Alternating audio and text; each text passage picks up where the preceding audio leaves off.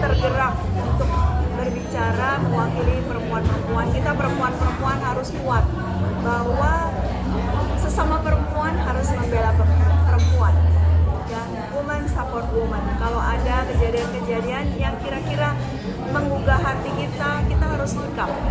Karena itu juga menguatkan sesama wanita. Banyak sekali kita lihat permasalahan rumah tangga itu korbannya adalah wanita.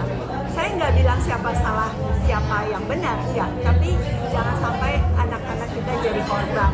Karena anak-anak tidak tahu apa-apa, anak-anak nggak mau juga dilahirkan kalau nggak kita orang tuanya yang awalnya saling cinta melahirkan mereka. Jadi ya sama-sama kita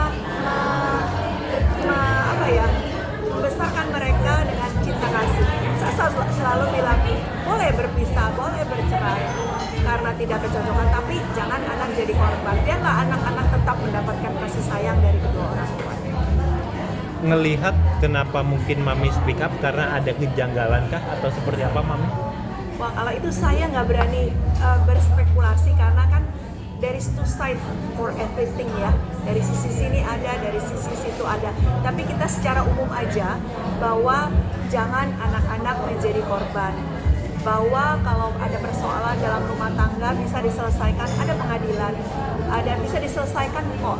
Tidak harus membawa-bawa anak-anak. Karena anak-anak adalah mereka kejiwaannya akan terganggu nantinya ya. Saya ingat ya, hal-hal kecil dari saya waktu kecil, saya ingat loh sampai sekarang. Pasti mereka juga begitu, hal baik maupun hal yang menyenangkan. Pasti itu menjadi ingatan sampai mereka besar dan akan berimpact nanti kalau mereka dewasa. Jadi saya hanya berharap kalau orang tua berselisih paham, ada masalah, anak-anak jangan sampai dibawa. Ini anak-anak ikut memberi penjelasan. Inikah yang Mami gondokin atau seperti apa? Anak-anak memberi penjelasan. Nah itu saya nggak ngerti. Saya nggak berani juga ngomong ya kenapa anak-anak itu. Tapi kalau menurut penalaran kita, anak-anak nggak mengerti lah. Kalau disuruh ngomong seperti itu, apalagi suruh ngomong di TikTok, apa mereka ngerti gitu? Kalau tidak ada yang mengarahkan, terus saya dimarahin sama Pak Hotman Paris gitu. Mami, mungkin yang menjadi fokus besarnya seperti apa sih Mami melihat Ami yang dijauhkan dari anak-anaknya atau seperti apa? Waduh, saya nggak ngerti. Kalau soal itu saya nggak bisa komen karena saya nggak tahu benar permasalahannya apa. Intinya saya cuma menitik beratkan jangan sampai anak-anak jadi korban, itu aja. Kalau lain-lain saya nggak berani mau komentar karena saya nggak tahu. Kenapa Mami ya concern banget terhadap anak?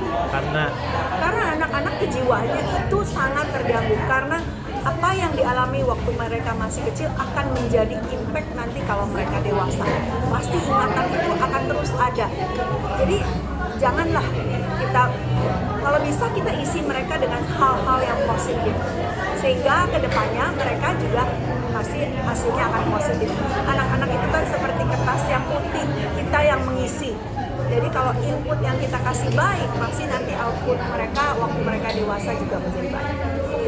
Mami, ada anak juga yang tampil di podcast itu sangat-sangat mengganggu juga Mami. Nanti ini potong-potong nih. Enggak. Saya nggak sukanya nanti omongan saya dipotong-potong.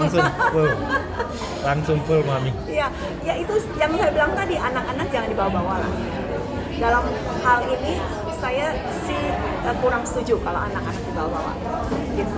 Nggak mau melibatkan permasalahan orang tuanya. Mami cuma ingin anak-anak jangan dibawa aja. Betul. Mungkin pesan terakhir apa Mi? Pesan terakhir buat para wanita, kita harus kuat, kita harus ikhlas, kita harus berjuang untuk anak-anak kita. Karena bagaimanapun nggak ada ya bekas ibu ya, anak kita tetap anak kita, perjuangan anak kita, perjuangan diri kita. Tidak ada yang memikirkan diri kita selain kita sendiri.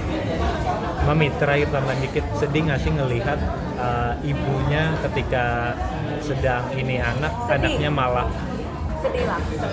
Cuman kan kita nggak tahu situasinya kenapa, anaknya sampai seperti itu kenapa, kita kan nggak tahu. Semua pasti ada latar belakangnya, semua pasti ada rentetannya sehingga anaknya seperti itu. Jadi kita nggak pernah tahu. Tapi sedih, seorang ibu ditolak oleh anaknya, wah sedih banget, sedih banget. Saya aja kalau anak saya berkata kasar sedikit aja saya langsung, ya gitu sampai ke ulu hati loh, ya apalagi si ibu ini. Gitu. Tapi ya kita nggak tahu apa yang terjadi di belakang ini, kita kan nggak pernah tahu. Supportnya Mami buat Ami mungkin? Ibu Emi yang kuat bahwa keadilan pasti akan ditegakkan, bahwa ada Tuhan, bahwa ibu nggak sendiri. Semua wanita-wanita juga merasakan apa yang ibu rasakan. Ibu berjuang dan ibu pasti menang.